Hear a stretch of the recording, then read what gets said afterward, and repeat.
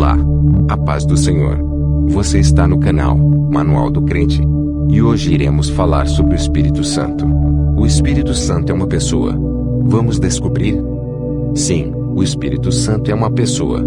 A Bíblia sempre fala do Espírito Santo como uma pessoa e atribuiu a ele qualidades e comportamentos que somente uma pessoa de verdade pode ter. A Bíblia diz que o Espírito Santo tem inteligência, vontade, afeições, emoções, etc. Mas muita gente nega a personalidade do Espírito Santo. Quem pensa assim geralmente afirma que o Espírito Santo é uma força impessoal ou simplesmente uma metáfora bíblica para falar do poder ativo de Deus. Obviamente isso é um erro, pois a Escritura não apenas mostra que o Espírito Santo é uma pessoa como também indica que ele é membro da Trindade Divina. Mateus 28.19 Segunda Carta aos Coríntios 13.14 Primeira Carta de Pedro 1.2 Mas dirá tudo o que tiver ouvido e vos anunciará o que há de vir. Ele me glorificará, porque há de receber do que é meu e vos há de anunciar. João 16.13 ao 14 Nessa passagem fica muito claro que Jesus está falando de uma pessoa, e não de uma coisa, de uma força ou de um poder abstrato. Note nesse versículo Jesus fala que o Espírito Santo é o outro Consolador. Mas por que o Espírito Santo é chamado de outro Consolador? Porque Jesus também é o Consolador.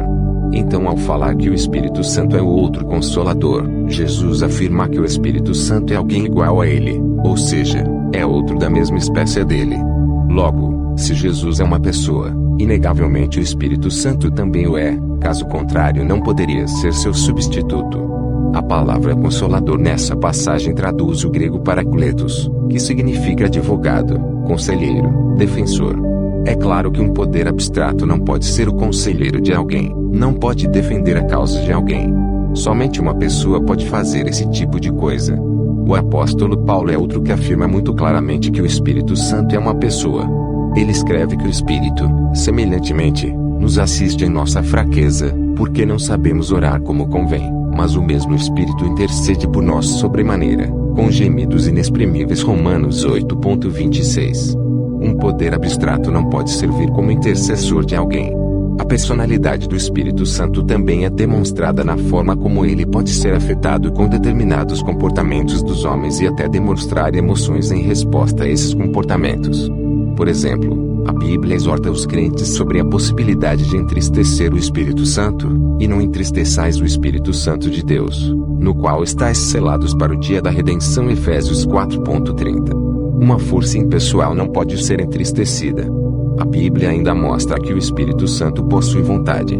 Paulo escreve que o Espírito Santo distribui os dons espirituais aos crentes como lhe apraz. Primeira Carta aos Coríntios 12.11 O Espírito Santo é uma pessoa que faz coisas que uma pessoa faz, e possui qualidades que somente uma pessoa pode possuir. Ele tem emoções, inteligência e interage com outras pessoas. Ele ensina, testifica, orienta, dirige, ilumina, revela, fala, intercede, aconselha, defende, examina, regenera, etc.